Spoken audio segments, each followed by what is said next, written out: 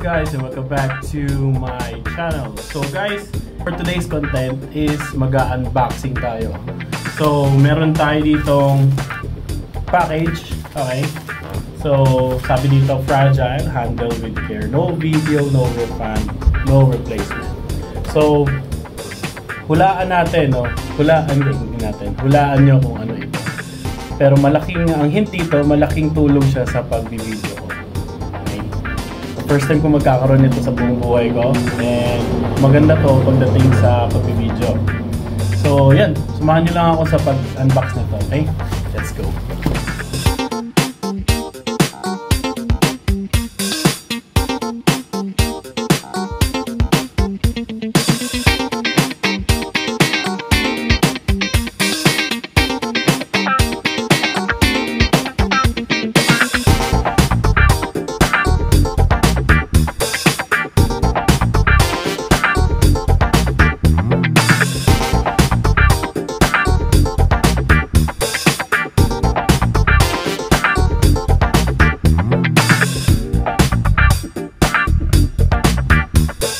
Okay guys, so ito yung ating first, pinakauna nating upgrade sa pag-video natin, ang DJI Osmo Mobile SE.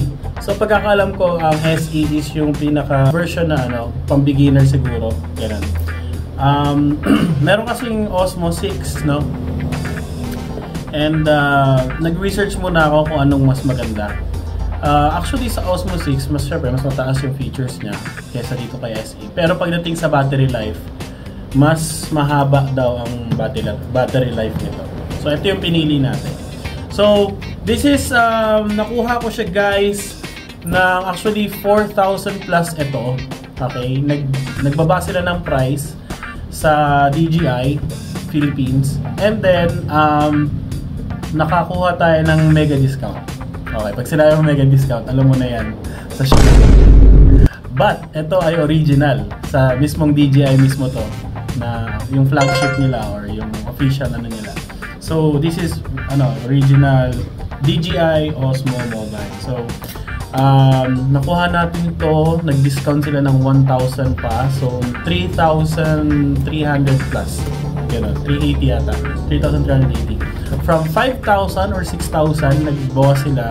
Naging 4,000 plus nakuha ko siya ng minus 1,000 sa mega discount. Kaya, thank you DJI. So, yan. Testingin na natin. Before that pala, bago natin testingin, buksan muna natin kung kompleto yung lahat na nandito. Okay, I can't wait! So, eto guys, just a simple basic lang naman siguro to na mobile stabilizer or gimbal, no? Or gimbal or what do you call that thing. Hindi ko naman kailangan ng professional pa kasi ano mo yun, ano lang naman tayo basic lang naman tayo. Okay guys, so paano ba buksan to? Let's see. Oh, here.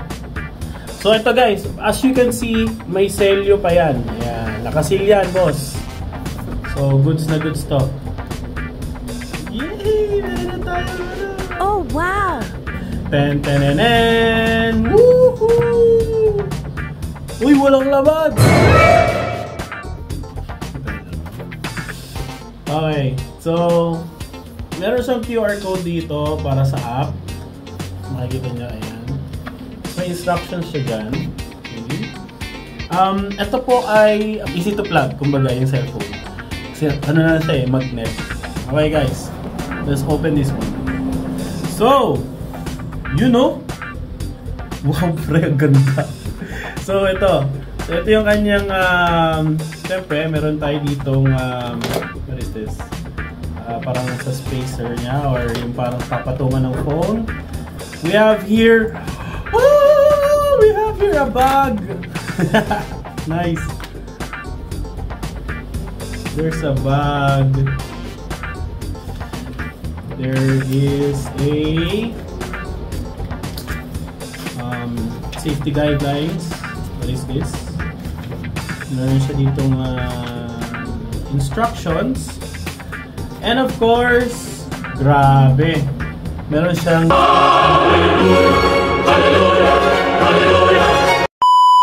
siyang sticker DJI.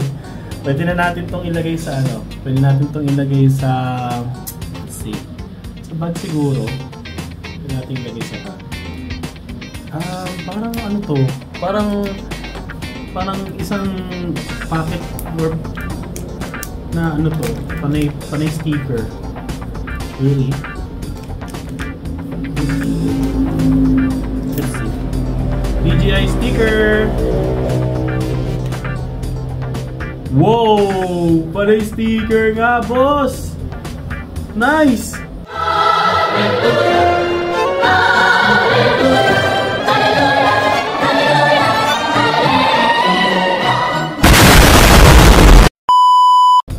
Ganda! Wow! Grabe, ang ganda. So, yun lang yung nasa loob ng packet. So, we have the bag itself. Okay. And, of course, the product mismo. So, tanggalin na natin, no? Ito, pakita ko muna sa inyo. Ito yung lalagyan ng phone. Okay. Ito ay adjustable.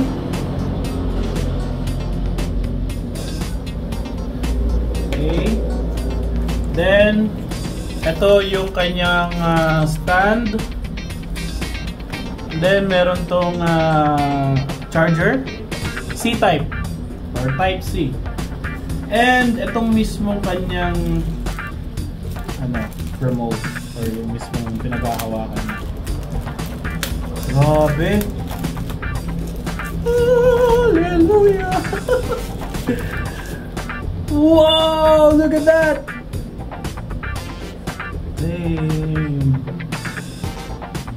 Grabe, boss! Grabe!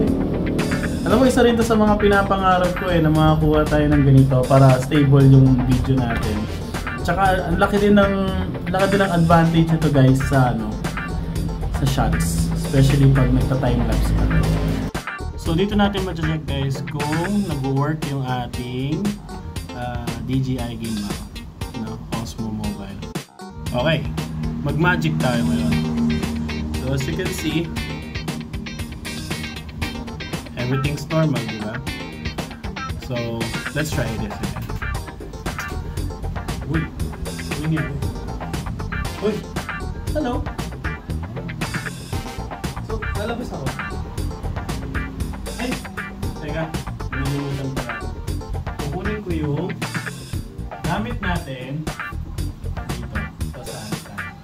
Okay. Oh! Nga pala, dito nga pala yung sa lamesa. So, ikot tayo ganyan. Chair.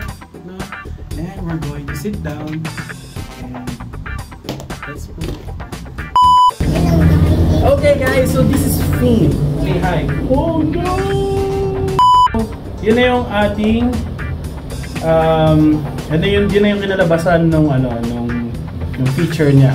So meron siyang motion detector. So siguro parang motion detector ba yun? Basta susundan ka niya kung kahit saan ka pumunta. So perfect siya for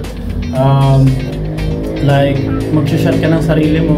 Yeah, I'm going to buy this now. Yeah. Love you. Okay. So, ayan. Ito na po guys yung DJI Osmo Mobile SE. So, working po siya. Very good. Thank you, DJI Philippines. Okay. So, lalagay na natin siya sa bag. Ito yung bag niya.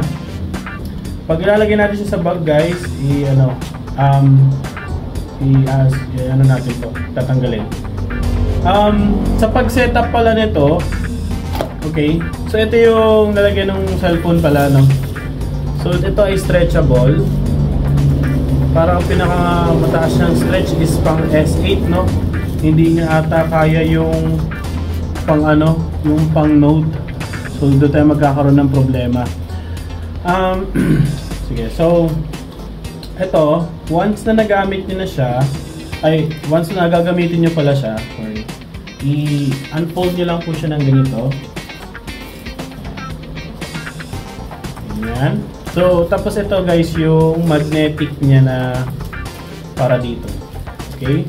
So, lalagay yung phone dito, tapos ilalagay dito. So, oops. Mali. Okay. May ano dito, may guide actually to guys. Hanapin nyo kung nasan yung ito ba dito? Hanapin nyo yung dot. Okay? Yan yung dot. Tapos dito, nandito yung dot. So, ibig sabihin, yan. Ganun siya. Sobrang lakas ng magnet niya guys, gumano na agad. So, pag tatanggalin nyo naman siya guys, huwag kayong matakot sa unang beses. Kahit ako nung kanina natatakot ako kasi baka masira ako yung motor niya, no?